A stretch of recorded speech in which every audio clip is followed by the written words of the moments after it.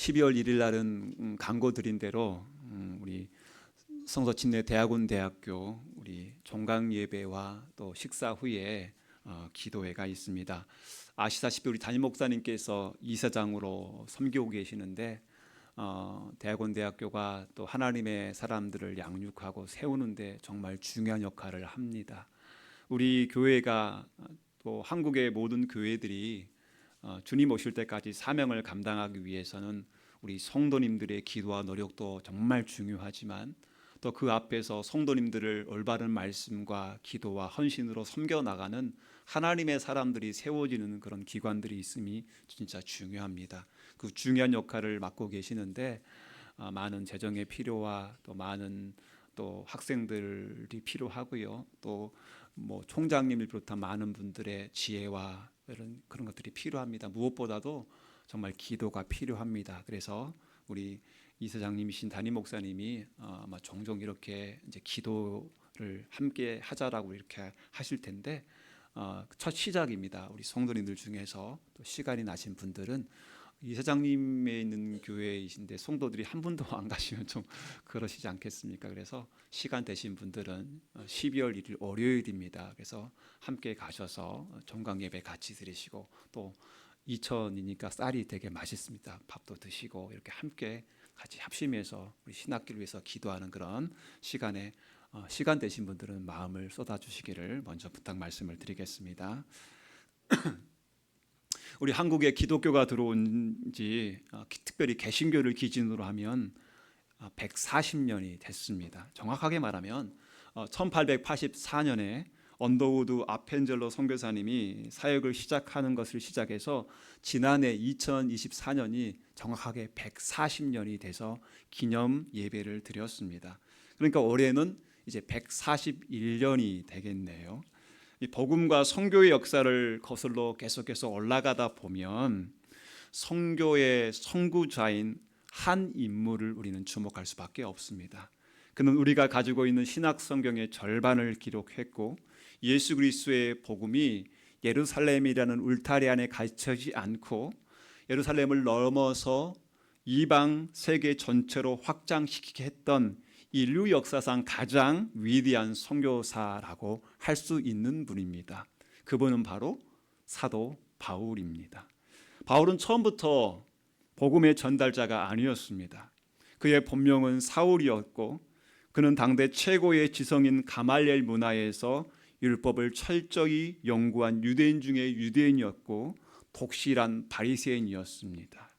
로마의 시민권과 탁월한 학식을 겸비했던 그는 오히려 부활하신 예수 그리스도를 따르는 사람들을 잡고 핍박하고 죽이는 일에 열렬했던 기독교의 맹렬한 박해자였습니다.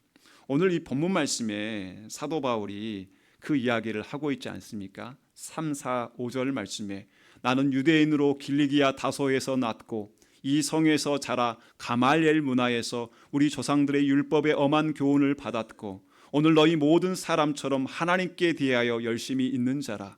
내가 이 도를 박해하여 사람을 죽이기까지 하고 남녀를 결박하여 옥에 넘겼노니 이에 대제사장과 모든 장로들이 내 증인이라. 잘 알고 있다는 거지요.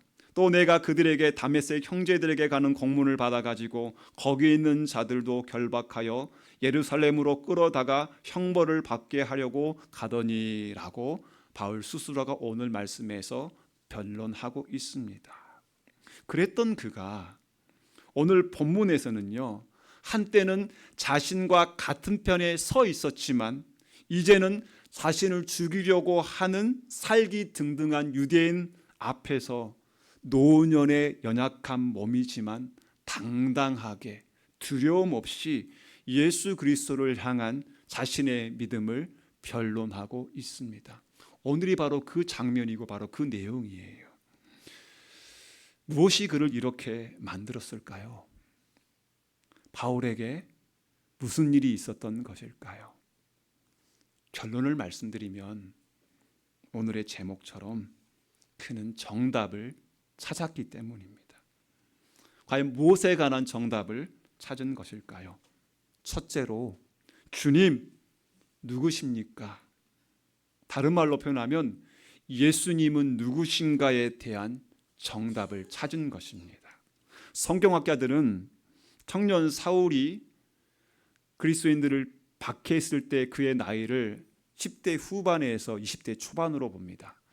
지금 우리 청소년 청년들을 제가 비하하는 것은 아니지만 우리 예전에는 조선시대만 해도 10대 후반 20대면은 이제 결혼도 하고 그렇잖아요. 가족을 이루는 그런 가장이었지 않습니까? 동일해요. 그러니까 2000년 전에 이 사울 당시에도 10대 후반 20대면 벌써 성인식을 치러서 한 사회에서 한 이제 사람으로 인정받게 되죠. 그렇기 때문에 그가 정식으로 이제 정치 활동을 하고 공문을 받아가지고 권한을 받아가지고 이제 다메섹에 있는 그리스도인들을 잡아서 끌고 오려고 하는 그런 막중한 책임을 맡지 않았겠습니까? 그렇기 때문에 성경학자들은 사도 바울이 예수님과 동시대 인물이었기 때문에 예수님이 행하셨던 수많은 기적에 관한 소문과 예수님이 전하셨던 말씀을 익히 알고 있었을 것은 자명하며 심지어 먼 발치에서 청년 사울은 예수님을 보았을 가능성이 충분하다고 입을 모아 말합니다. 그러겠죠. 하지만 그는 예수님에 대해서 다른 답을 가지고 있었습니다. 다른 답을 가지고 살고 있었습니다. 청년 사울은 예수님을 하나님의 아들로 믿지 않았습니다. 청년 사울은 하나님이 구약의 선지자를 통해서 보내주시겠다고 약속하신 그 메시아 구원자로 예수님을 믿지 않았습니다.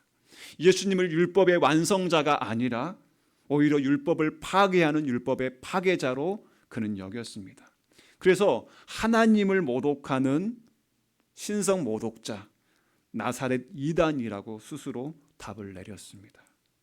그러므로 그의 삶의 목표는 오직 하나로 결정되어졌습니다. 그것은 내가 이 땅에서 예수의 옛자도 나오지 못하게 이단 종자들을 깡그리 멸할 것이다. 유대교를 훼손하는 나사렛 이단의 무리, 즉 그리스도인들을 뿌리 뽑는 것이 그의 삶의 목표가 되었습니다. 그는 그들을 박멸하기 위해 고난을 받아서 다메섹으로 향하는 길에 서 있었습니다. 그런 그의 앞에 찬란한 빛으로 임하신 예수 그리스도를 대면함으로 그가 스스로 정답이라고 여겼던 확신, 그렇게 살아왔던 그 삶은 한순간에 완전히 무너져 내리게 됩니다. 주님 누구십니까? 라는 질문에, 다시 말씀드리면 예수님은 누구신가? 라는 그 질문에 나는 내가 핍박하는 예수라 라고 주님은 답해 주십니다. 사도 바울은 바로 다메섹 도상에서 예수님은 누구신가에 대한 진정한 답을 찾은 것이죠. 진정한 답을 만난 것입니다. 예수 그분은 하나님이시며 율법의 완성자이시며 메시아 구세주이시며 내 삶의 주인이시며 부활의 주님이시라는 그 정답을 찾은 거예요. 그런데 그 사실을 예전에는 알지 못하고 주님을 믿지 않고 예수님을 믿는 사람들을 핍박했던 그 죄인, 자신이었던 그 죄인을 오래 참고 인내하시면서 마침내는 사랑으로 찾아와 주신 그 사랑의 주님이시라는 그 정답을요, 사도 바울은 찾은 것이지요. 이때 얻은 정답을 그는 평생 붙잡고 살아온 것입니다. 그가 걸어가는 여정마다 기쁠 때나 슬플 때나 어려움이 있었을 때나 삶의 수많은 결정과 갈림길 속에서 그는 그렇게 말하지 않았을까요? 예수님은 누구신가? 예수님은 누구신가? 예수님은 나의 주님이시지. 예수님은 그 다메섹 도상에서 나를 만나주신 부활의 주님이시지. 예수님은 나의 구세주이시지. 내 삶의 목표가 되시지. 내 삶의 이유가 되시지. 수많은 삶의 순간순간마다 사도 바울은 그렇게 고백하며 살지 않았겠습니까? 우리가 알고 있는 수많은 선교사 중에서 혹시 아실지 모르겠습니다. 프레드릭 세이블린 밀러라는 선교사님이 계십니다. 1892년에 미국 북장례 교회 소속 선교사로 파송되어서 부인과 함께 한국에 와서 충청도에서 1937년 71세에 순직하시기까지 40여 년의 생애를 복음을 전한 선교사입니다. 그래서 특별히 충청북도 지역에서 선교를 하셔서 충청북도 선교사의 대부라고 불리시는 분이시고요, 청주 선교사의 아버지라고 불리시는 분이십니다. 프레드릭 세이브린 밀러, 한국명은 민노아 선교사님이십니다. 중국 최초의 선교사인 그는 청주 최초의 교회인 신대교회, 청주 제일교회를 비롯한 40여 교회를 개척했고요, 청주 최초의 근대병원인 소민병원, 최초의 근대학교인 청남학교를 설립하셨습니다. 선교는 물론 의료교육과 여성의 교육 등 문명 퇴치와 계몽 활동을 통해서 청주 근대화에 큰 족적을 남겼습니다. 참 위대한 일들을 하셨어요. 사람들이 보기에 정말 위대한 일들을 하셨는데, 여러분 좋은 일들만 있었을까요? 아니요. 어두운 고난도 많으셨습니다. 1989년에 태어난 첫 아들, 그렇게 6년 가까이 기다려서 태어난 첫 아들이 8개월 만에 세상을 떠납니다. 그는 그의 아들의 시신을 양아진에 묻었습니다. 그리고 3년 후에 태어났던 둘째 아들도 태어난 지 하루 만에 세상을 떠납니다. 1년 뒤에 그 슬픔을 극복하지 못하고 사모님께서는요 37세의 나이로 세상을 떠납니다. 이 모든을 지켜봤던 사람들이, 주변 사람들이 선교사님께 묻습니다. 당신이 전하는 예수가 누구시기에 이렇게 당신을 힘들게 하는 거요? 또 한 가지 더해서 당신이 믿는 예수가 누구시기에 이렇게 힘든 상황에서도 계속해서 이 길을 걸어가는 거요? 라고 물어보는 거였지요. 그 물음에 선교사님은 대답 대신 자신의 고백을 찬송으로 남깁니다. 그른빌이라는 곡조에 이 찬송시를 작곡해서 부르게 되는데요, 그 찬송이 바로 우리가 조금 전에 불렀던 찬송가 96장입니다. 예수님은 누구신가? 작사자 민노아. 예수님은 누구신가? 우는 자의 위로와 없는 자의 풍성이며 천한 자의 높음과 잡힌 자의 노임되고 우리 기쁨 되시네. 예수님은 누구신가? 약한 자의 강함과 눈먼 자의 빛이시며 병든 자의 고침과 죽은 자의 부활되고 우리 생명 되시네. 예수님은 누구신가? 추한 자의 정함과 죽을 자의 생명이며 죄인들의 중보와 멸망자의 구원되고 우리 평화 되시네. 예수님은 누구신가? 온 교회의 머리와 온 세상의 구주시며 모든 왕의 왕이요 심판하실 주님 되고 우리 영광 되시네. 이 민노아 선교사님도 사도 바울처럼 예수님은 누구신가에 대한 정답을 찾은 것이지요. 사랑하는 성도 여러분, 그리스도인들은 예수님은 누구신가라는 질문에 정답을 찾은 사람들입니다. 제가 잼미나이를 통해서 전 세계 인구의 기독교인 수가 얼마나 돼라고 제가 물어봤습니다. 말씀을 준비하면서 높게 한 30% 정도 답더라고요. 그런데 뭐 카톨릭과 여러 유사한 기독교 유사한 종교들을 포함해서 통계를 낸 거니까 진심으로 예수 그리스도를 믿는 사람들의 비율은 그보다 더 적겠지요.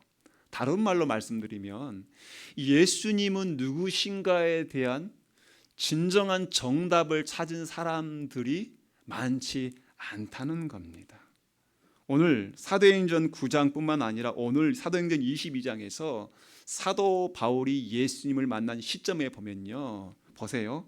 사도행전 9장에서는 사람들이 음성은 들었지만 빛은 보지 못했다라고 하고요, 오늘 말씀에서는 함께 했던 사람들이 빛은 보면서도 음성은 듣지 못했다. 여러분, 말이 서로 상반되죠. 근데 같은 말입니다.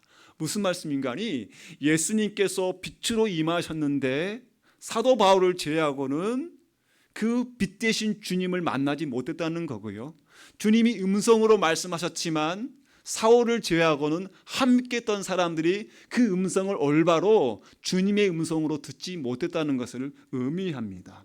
이처럼 여러분들 기억하십시오. 사람들은 예수 그리스도에 대해서 다양한 나름대로의 답을 가지고 살아갑니다. 그리고 예수님이 누구신가에 대한 정답을 받은 사람들은 이 사도 바울뿐만 아니라 다양한 방법으로 그 정답을 가지고 살아가죠. 다양한 방법으로 정답을 접합니다. 사도 바울처럼 직접 예수님이 빛으로 음성으로 찾아주셔서 정답을 찾은 경우도 있고요. 어떤 사람들은 설교를 듣다가, 어떤 사람은 기독교 방송을 듣다가, 어떤 사람은 기도하다가, 어떤 사람은 길거리에서 전도를 통해서, 심지어 지금도 무슬림 지역에서는요, 예수님이 친히 그들을 만나주시는 파워 엔카운터라고 칭하는 이런 방법을 통해서 예수님을 만나요. 근데 여러분들 중요한 것은 뭐냐면, 어떤 방법이든지 진정한 그리스도인은요, 예수님이 누구신가에 대한 정답을 찾고 얻는다는 겁니다. 교회를 오래 다녔어도, 봉사를 많이 해도, 내가 모태 신앙이라도 예수님이 누구신가에 대한 확실한 정답을 찾지 못했다면 그 사람은 그리스도인이 아닙니다. 그 사람은 예배자가 아닙니다. 그 사람은 멸망의 길을 지금도 걸어가고 있는 것입니다. 그 사람은 오답의 인생을 살고 있는 것입니다. 사랑하는 성도 여러분, 정말 여러분에게 예수님은 누구십니까? 정답을 찾으셨습니까? 그렇다면 우리도 바울처럼, 이 민누와 선교사님처럼 정답 되신 예수님을 평생 붙들고 살아야 합니다. 사도 바울이 두 번째로 찾은 정답은 주님 무엇을 하리까에 대한 정답입니다. 오늘 10절 말씀에 내가 이르되 주님 무엇을 하리까? 라고 질문하지 않습니까? 주님을 깨달은 사울이 던진 두 번째 질문은 주님 무엇을 하리까? 였습니다. 이 질문은 첫째 질문에 대한 필연적인 응답입니다. 예수님을 주님으로 인정했다면 이제 주님의 뜻대로 살겠다는 삶의 방향 전환을 의미하는 것입니다. 순종의 결단, 삶의 전적인 위탁을 의미하는 질문입니다. 그 질문에 주님은 그를 사명으로 이끄시고 변화의 증인으로 삶을 살게 하시지요. 주님은 사울에게 직접적인 답을 주셨습니다. 아나니아를 통해서 그가 할 일을 알게 하셨고요. 사울은 결국 이방인을 위한 사도라는 엄청난 사명을 받게 됩니다. 그는 단순히 구원받는 것으로 끝나지 않고 보고 들은 것의 증인이 되라는 사명을 받았습니다. 그의 삶 전체가 변화의 증거가 되었던 것입니다. 이제 그는 오답의 인생이 아니라 부활의 주님을 증언하는 그런 삶을 사는 진정한 정답을 발견하게 된 것입니다. 저는 이 말씀을 준비하면서요, 바울의 삶을 한번 되돌아보았습니다.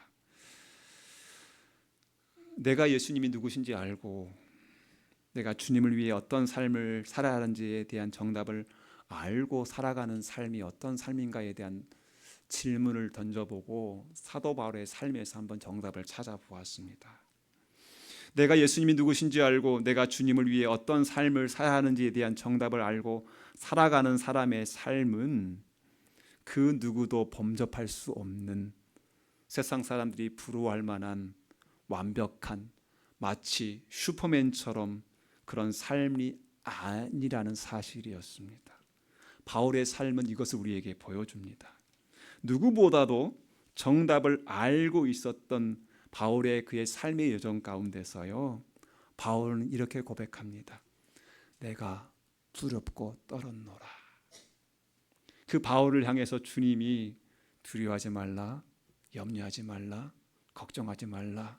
이 성에 나의 백성들이 많음이라 내가 너와 함께함이니라. 무슨 말이죠? 바울이 두려워했다는 거예요. 바울이 힘들었다는 거예요. 그러니 주님이 그런 말씀을 하셨겠지요. 또한 바울은 실패도 경험했습니다. 선교 여정 가운데 특별히 그리스 아테네에 이르렀을 때 그는 열심히 복음을 전했지만 열매를 맺지 못하는 실패도 경험했습니다. 누스드라에서는 사람들이 그를 돌로 쳐서 죽은 줄 알고 밖으로 버려졌습니다. 죽음과 고난의 위기도 경험했습니다. 살아 생전 내내 그는 많은 병을 안고 평생을 살았습니다. 무슨 말이죠? 바울 또한 우리와 똑같은 성정을 가진 사람들이고요. 정답을 알고 살아갔지만 동일하게 우리가 지금 경험하는 것처럼 바울도 어려움도 경험하고 실패도 경험하고 두려워하기도 하고 힘들어하기도 하고 대적들도 생기고 마음에 그런 어려움들을 경험하면서 그 길을 걸어갔다는 겁니다. 그런데 사도 바울이 우리가 본받을 점은 사도 바울은 성공 앞에서도 겸손과 그 모든 성공이 하나님이 주신 은혜라는 것을 알고 또한 실패와 어려움 속에서 인내와 신뢰를 배우며 살아갔던 것이죠. 그래서 로마서 8장에 그가 고백하기를 그러나 이 어려운 모든 일에 우리를 사랑하시는 이로 말미암아 우리가 넉넉히 이기느니라 라는 이 고백을 하면서 살았던 것입니다.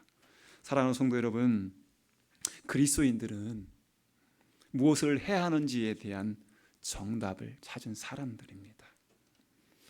여러분, 주님 나라와 주의 몸된 교회를 위해서 무엇을 하고 계십니까? 아니, 무엇을 하실 생각이십니까? 이제 연말 연초가 다가오는데 여러분들은 무엇을 하실 생각이십니까? 혹시나 정답을 알고는 있는데 무시하거나 회피하고 있지는 않으십니까? 내가 무엇을 해야 하는지 주님께 물어보셨습니까? 이제 내년에는 이제 그만해야지. 적당히 해야지. 주님이 주신 정답이십니까? 아니면 여러분 스스로가 내린 정답입니까? 그것도 아니면 여러분 남편이 내린 정답입니까? 아니면 여러분의 아내가 내린 정답입니까? 그것도 아니면 부모님이 주신 정답입니까? 하나님은 하나님의 사람 아나니아를 통해서 바울의 길을 알려주신 것처럼요, 동일한 원리로 지금도 역사하십니다.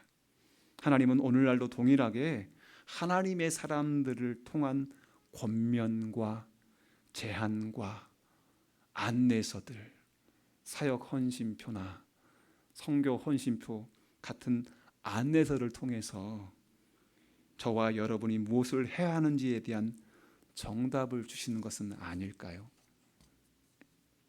제가 말씀을 준비하면서 바울에 대해서 계속 알아보다 보니까요, 유튜브에서 한 다큐멘터리가 있더라고요. 제목이 바울로부터라는 다큐멘터리입니다. 한번 1시간짜리 정도 되는데 시간 나시면 바울로부터라는 검색해 한번 보시기 바랍니다. 대제목은 바울로부터고요. 소제목이 이렇게 달려 있더라고요. 14,725km를 두 발로 걸어 복음을 전한 위대한 전도자. 거기에 두 분이 등장을 해요.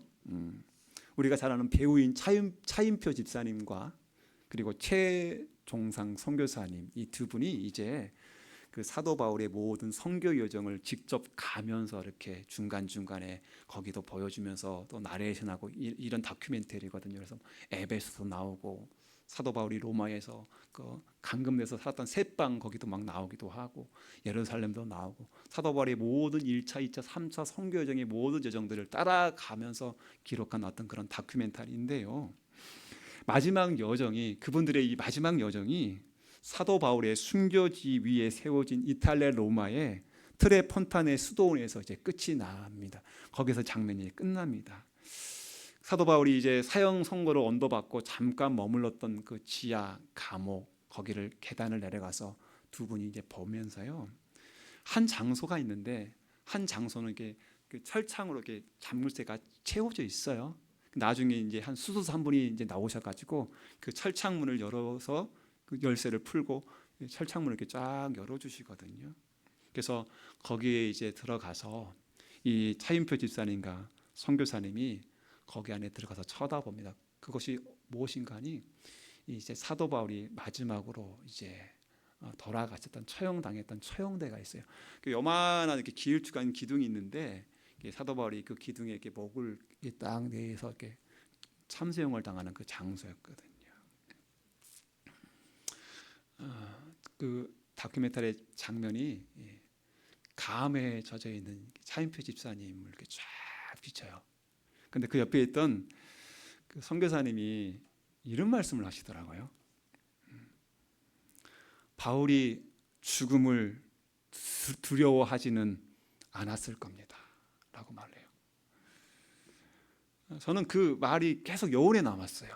그래서 그 선교사님의 말을 곱씹어 보면서 한 주간 동안 제 나름대로의 말로 그 이유를 한번 정의해 보았습니다. 바울은 정말 죽음을 두려워하지 않았을 것이다. 왜 그러했을까? 저의 말로 정의를 한번 제가 내려본 겁니다.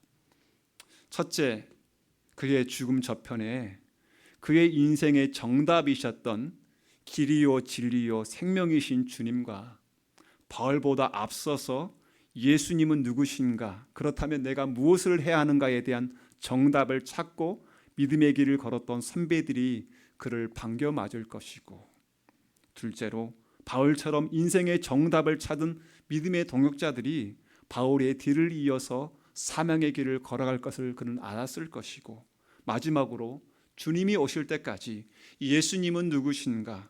주님 이제 내가 무엇을 해야 합니까? 라는 질문에 정답을 찾은 믿음의 후손들이 계속해서 이어질 것을 확신했기 때문에 그는 죽음을 두려워하지 않았던 것은 아닐까라는 제 나름대로의 정의를 내려보았습니다. 그러면서 마지막 차인표 집사님이 마지막 나레이션을 이렇게 하면서 그 다큐멘터리가 끝나거든요. 삶이 곧 메시지였던 바울, 그는 그리스도가 가슴으로 쓴 편지였다라고 끝나요.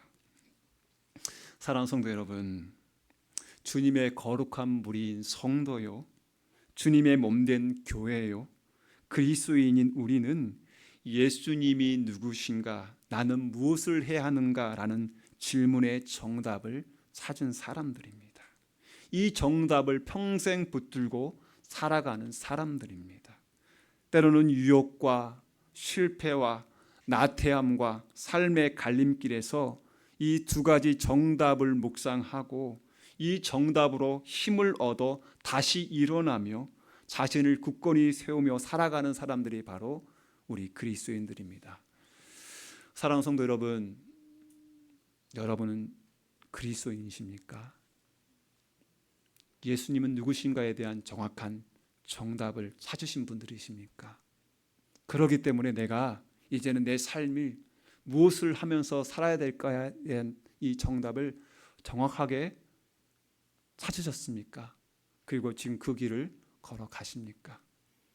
우리도 바울처럼, 민누아 선교사님처럼, 수많은 우리 믿음의 선배들처럼 이 두 가지 정답을 매일매일 우리 삶의 여정 속에서 굳건히 가지고 질문하고 묵상하며 살아가는 우리 모든 성도들이 되어주시기를 주의 이름으로 축원드립니다. 기도하겠습니다. 하나님 아버지,